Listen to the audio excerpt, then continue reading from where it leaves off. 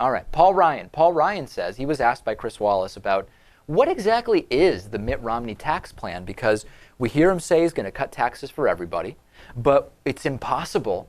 We know the Tax Policy Center, the nonpartisan Tax Policy Center said, you can't actually do what he's saying he's going to do without raising taxes on middle-class Americans. You can't do it. Well, let's get Paul Ryan to explain it. It would take too long. It would take too long for Paul Ryan to explain it.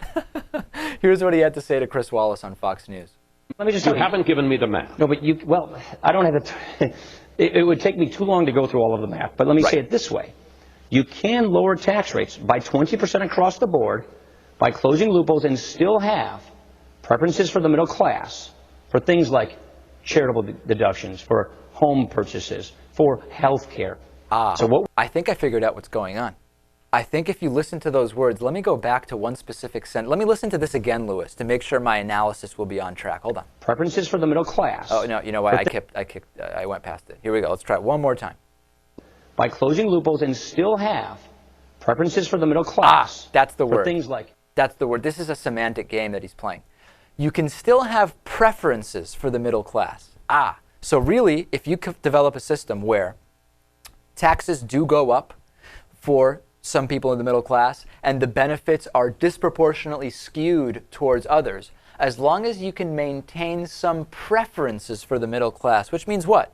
You can find one or two specific deductions or things to point to that do give preference to the middle class.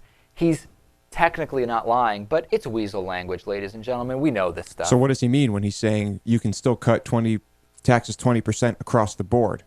Yeah, I don't know what he means. That he hasn't presented. Right. We have not seen that data. Because I'm guessing that means something like 20%, depending on where you allocate it. Like, okay, maybe 18% goes to the highest income bracket. Maybe that would be it. In other words, you're making a total tax cut of 20% on the top marginal rate for whatever, and 19.5% of that is, of course, allocated to the very rich. That's the thing. It could mean anything. We don't know. And the it's too complicated defense, I don't think is going to really work for Paul Ryan and Mitt Romney as we get into these debates. At least I hope the questions asked are going to be pointed enough that you can't get away with it's too complicated. It would take too much time to answer. That's BS. We've got to get past that. And if you've ever seen a presidential debate, we all know that those questions will not be pointed enough.